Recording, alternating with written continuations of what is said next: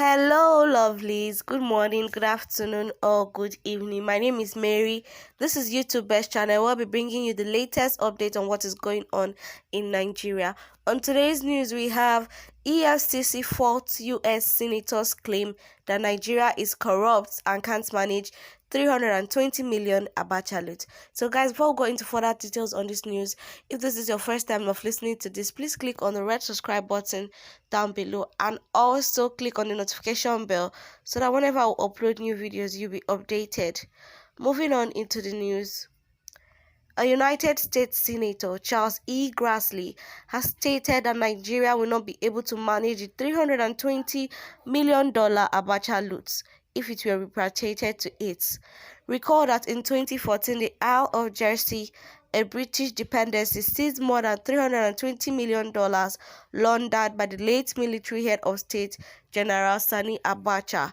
After a long legal battle, the Isle of Jersey and the United States entered into an agreement to repatriate the money back to Nigeria. But the U.S. Senate Chairman, Committee on Finance, believes that the Nigerian government is corrupt and abusive of fundamental human rights of opposition politicians. Hence, the agreement to repatriate the money should be reviewed.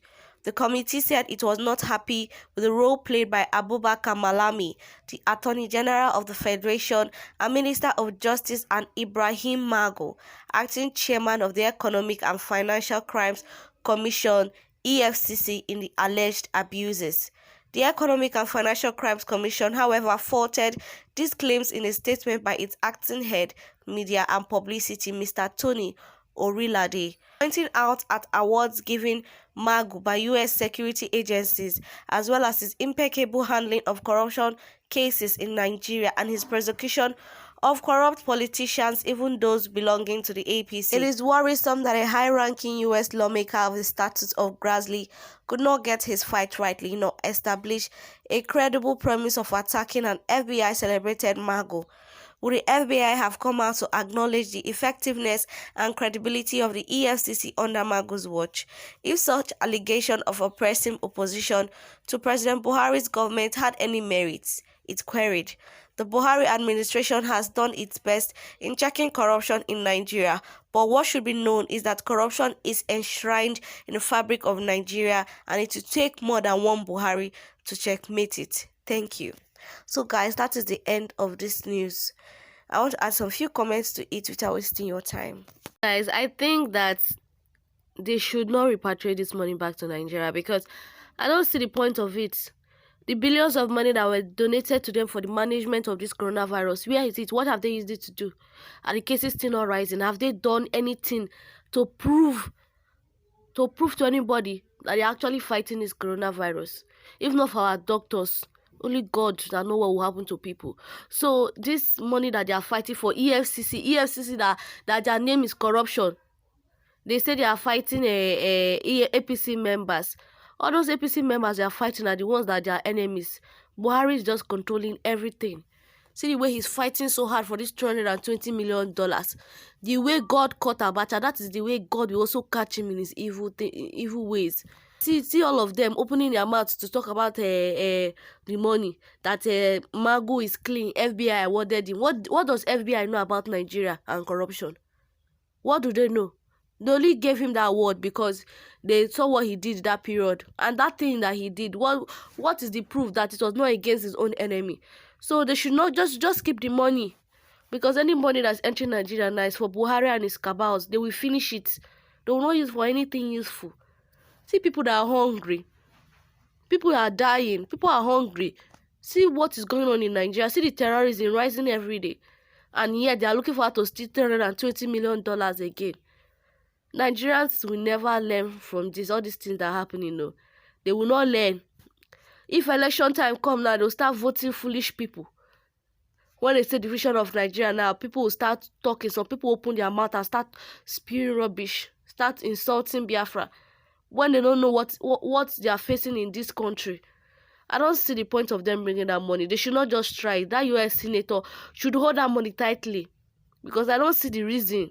It is better for the US to hold that money than for them to come and squander it down in Nigeria.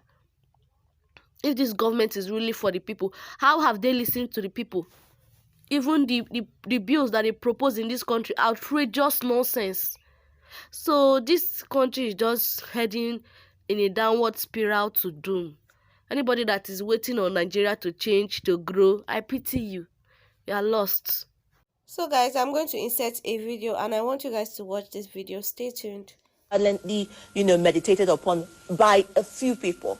Now you talk about, the agitation. What has the Southeastern governors done to look at this issue? How have they been able to collaborate and look at the issue and speak about it, in direct effect? You are also saying that it is a Southeast problem, but the people at the helms of the affair, you are saying that it's a Southeast agitation because people in the Southeast are, predominantly Biafra. But at the helms of affair, the Southeastern governors, what is their position on this issue as we speak? You see, I think you should excuse them. They are interested in their positions. We needed a Expøšēd to speak out on the issue of Biafra. You needed Fanekayode to speak out on the issue of Biafra. On the issue of illegal detention, disobedience to court orders. I'm not expecting any governor in the Southeast to raise a finger for fear of Abuja clamping on them. And that's why I say excuse them. When we are holding serious discussions, leave those who occupy position for occupying sake. If you're occupying a position you cannot defend and protect your people, even by mere statement, then you are like the biblical salt that has lost its taste. But is the position not empowering you to speak for your people and act for your people? Adora, I agree with you. I agree with you. It is the same position that somebody across the Niger even went to court on the issue of just solidarity on the issue of Nnamdi Kanu. Fanekayode is writing every day, raising the consciousness of those who are sleeping.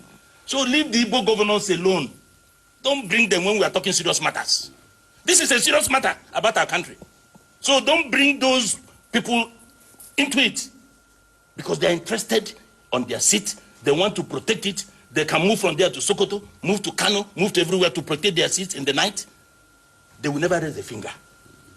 I am saying it. They know me, and I don't have to pretend about it when we are talking serious matters on this issue of uniting Nigeria, on the issue of Biafra. Forget about the governors in the Southeast, because none will raise a finger. They just mouth. Rather, they will go to Sokoto or go to Kano, where they think their power, they derive their power from. Chief Dan, you have said that. So guys, you have seen this video now, and this man is clearly saying the truth. Most of these Southeast governors, that's why you see them keeping quiet, because they know that once they speak up, they will be attacked by the president. But I've seen that even aside from speaking up for matters concerning Biafra, when it comes to some certain issues like this issue of Fulani headsmen, Boko Haram, at least they should be able to speak up. They should be able to protect their people. The Southeast governors should learn to come together, to cooperate, because the reality of Biafra will not happen if these Southeast governors continue causing division. They keep quiet when they're supposed to talk, and when they're not supposed to talk, you hear them making noise because of their part of Buhari's cabals. You cannot find peace for your people, find freedom for your people, if you are supporting evil. They should know what is right and know what is right for everybody. It's not because of political seats, because of political power. You will allow the North to continue to match your people, step upon your people, instead of the Southeast governors to start supporting their people in ways they can. Other people, other outsiders are the ones that are not supporting them. So if they continue deceiving themselves because they think that they are sitting in a place of power, a position of power, that it will grant them freedom, one day they will still step down and they become normal citizens. They should not be looking for political freedom if they know they are busy supporting evil. They need to start opening their eyes. They need to start doing what is right, because if people are waiting for these Southeast governors before the realization of Biafra, there will be no Biafra. So people can do what is right for them. If they continue hoping on these Southeast governors, no hope. As you can see, one Nigeria is already destroyed. Buhari has finally crumbled everything. So there's no hope for that again. So we should follow the right way and we should do the right thing so that when we emerge as a free nation, we'll be happy and proud of ourselves that we did this. We followed our dreams. So guys, that is it on this news. I would love to hear what you think down in the comment section below. Also, don't forget to like, subscribe and share this video. Please remember to stay safe. Take care. Bye.